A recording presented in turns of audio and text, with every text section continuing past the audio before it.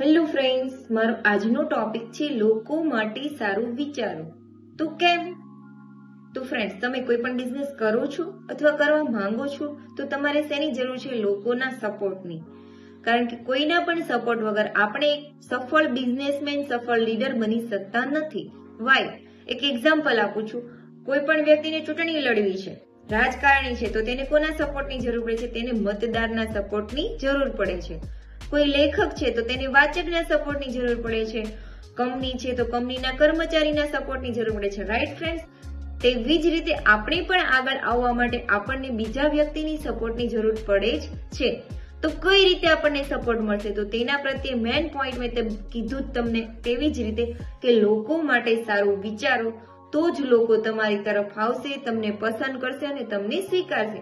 તો સારું વિચારવા માટે આપણે શું કરવું? કઈ વસ્તુનું ધ્યાન રાખવાનું છે? તો પહેલી વસ્તુ છે કે આપણને લોકોના નામ યાદ રહેવા જોઈએ, જેનાથી લોકોને આપણા પર વિશ્વાસ આવે. સેકન્ડ છે, આપણને લોકોને ફ્રેન્ડ્સ બનાવવા જોઈએ, મિત્રતા રાખવી જોઈએ. રાઈટ?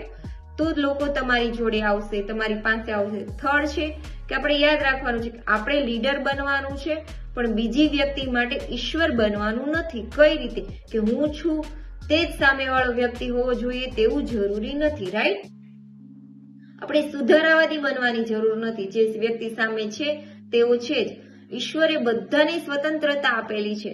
આપણે તેને શું બનવું છે તેની માટે તેને આપણી મંજૂરી લેવાની જરૂર નથી. આપણે જે એક વાતને હંમેશા જાણી લેવી જોઈએ કે કોઈ પણ વ્યક્તિ સંપૂર્ણ હોતી નથી. જો એક વ્યક્તિ સંપૂર્ણ હોય છે તો બીજી વ્યક્તિ તેનામાં કંઈક બીજો અલગ પોઈન્ટ નોટ કરે છે.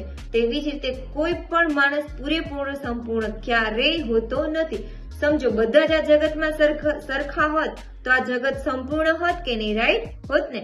એવી જ રીતે આપણે પણ હંમેશા પોઝિટિવ માઇન્ડથી જ વિચારવાનું છે. પોઝિટિવ માઇન્ડ જે આપણને સૂચના આપે છે એવું જ કરવાનું છે. કોઈ ત્રીજાની વાતમાં ફસાવાનું નથી. શું કરવાનું છે લેખક? એટલે આપણને કહે છે કે આપણે લોકો માટે હંમેશા સારું વિચારવાનું છે. કઈ રીતે? તો બીજી વ્યક્તિ શું કરે છે તેમાં ઇન્ટરફિયર કરવાનું નથી. આપણે એક સ્લોગન હંમેશા યાદ રાખવાનું છે. કયું? તો જીવો અને જીવવા દો. રાઈટ? Thank you.